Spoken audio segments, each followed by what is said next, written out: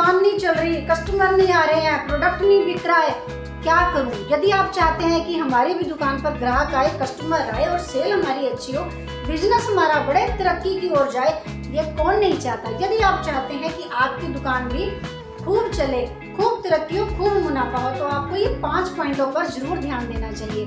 जी हाँ दोस्तों, आज की वीडियो में मैं इन्हीं बातों पर चर्चा करने वाली हूँ और एंड तक आप वीडियो देखिए, आपके लिए बहुत ही यूजफुल होने वाली है। क्योंकि जब आप इन 5 चीजों पर अमल करते हैं तो ऑटोमेटिकली ग्राहक आपकी तरफ खींचते चले आते हैं। तो चलिए दोस्तों, शुरू करते हैं आज की वीडियो। नमस्कार दोस्तों, मैं हूँ रेखा यादव और आपका स्वागत करती हूँ आपके अपने YouTube channel my rides and blogs पर। तो दोस्तों, जब भी हम कोई बिजनेस स्टार्ट करते हैं तो प्लानिंग के साथ ही करते हैं। विदाउट प्लानिंग के कोई काम नहीं करते। पहले उसके बारे में जानकारी निकालते हैं, उसे स्टार्ट करने से पहले ये देखते हैं कि हमारा कस्टमर कौन कौन से होंगे, उन्हें कौन कौन सी चीज़ों की जरूरत हो सकती है।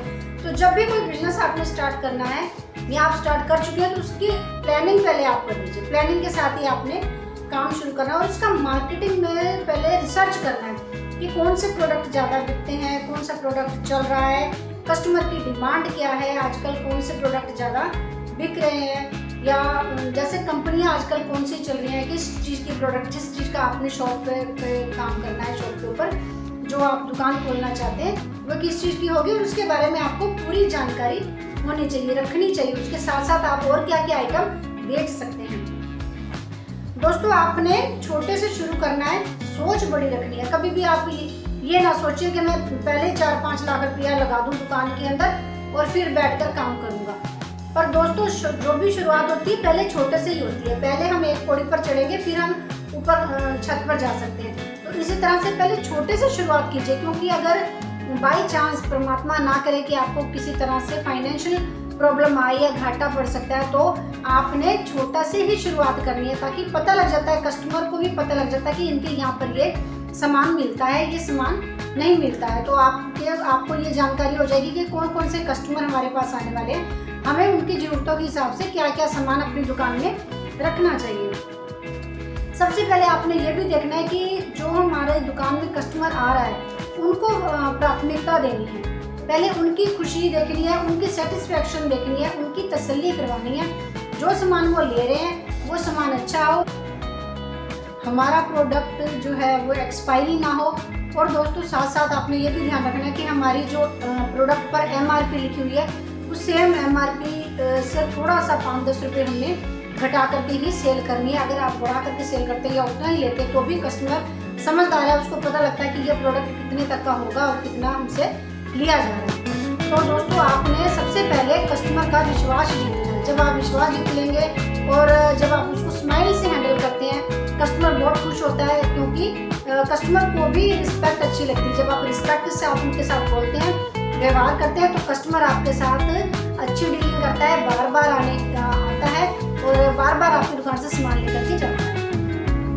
दोस्तों, मार्केट में ट्रेंड बदलते रहते हैं, हर चीज़ का ट्रेंड बदलता है, खाने पीने की चीज़ों का भी बदलता है, कपड़ों का भी बदलता है। तो आपने शॉप खोली हुई है उसके बारे में आपको मार्केट में सर्च करते रहना है और देखते रहना है कि आजकल ट्रेंड क्या चल रहा है, इस सामान से रिलेटेड आजकल क्या ट्रेंड चल रहा है, लोगों को क्या पहनना पसंद है, लोगों को क्या खाना पसंद है। इस तरह से आपने अपनी दुकान में फेरबदल करते रहना है। एकदम दुकान चेंज नहीं करनी है, उससे रिलेटेड ही आपने कुछ नए प्रोडक्ट ला करके और दुकान में रख लेने हैं जो आपके कस्टमर की डिमांड है। आपने उससे जो आपने बिजनेस कर रखा है, जो आपने दुकान कर रखी है, उसके रिलेटेड आपने टेक्नोलॉजी का प्रयोग करना है। टेक्नोलॉजी आपको क्या कहती है, उससे काफ़ी शिक्षा मिलेगी आपको सेल करने के लिए, प्रोडक्ट खरीदने के लिए। और आपने साथ ही साथ जो टेक्नोलॉजी का यूज़ करें उसको सीखते भी रहिए। सीखते रहेंगे तो आपका प्रोडक्ट अच्छा बिकता रहेगा और आप उसके ट्रेंड के साथ साथ बदलते भी रहिए।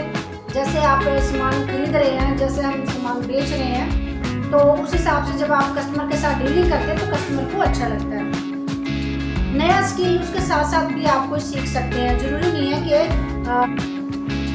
दोस्तों साथ साथ आपने कोई नया स्किल भी सीखते रहना है। जैसे मेरी बहनों ने वर्क फ्रॉम होम कर रखा है, घर पे बैठकर कुछ करती है, बाहर या दुकान खोल रखी है या घर पर ही कोई शॉप खोल रखी है, तो उसके साथ साथ आप जब भी फ्री टाइम आपको मिलता है तो कुछ ना कुछ आपको स्किल सीखना चाहिए। आजकल फ़ोन पर ही कितना कुछ सीखने के लिए मिल जाता है। अगर फ़ोन का सही यूज़ करें तो हम भी कुछ अच्छा सीख सकते हैं, तो उसके साथ साथ आप कोई नया स्किल सीखिए, क्योंकि समय के साथ परिवर्तन होना तो तय है और समय के साथ यदि हम भी बदलते हैं तो हम अपने बिजनेस को आगे तक लेकर जा सकते हैं, क्योंकि बदलाव ही जीवन है और कुछ ना कुछ तो बदलता ही रहता है। कभी खाना, कभी कपड़े, कभी पहनना होना, कभी ट्रेंड, हर चीज़ का ट्रेंड बदलता है। आजकल बच्चों की चॉकलेट में कितनी चीज़ें आ गई हैं, बच्चों के खाने पीने की चीज़ों में कितने पैकेट, चिप्स में कितने पैकेट वैरायटी आ गई है। इस तरह से हमें भी समय के साथ बदलना चाहिए। तो दोस्तों, इन 5-6 चीज़ों की वजह से आप अपने बिजनेस को ज़्यादा बढ़ा सकती हैं, आप अपने बिजनेस में ग्रो कर सकती हैं।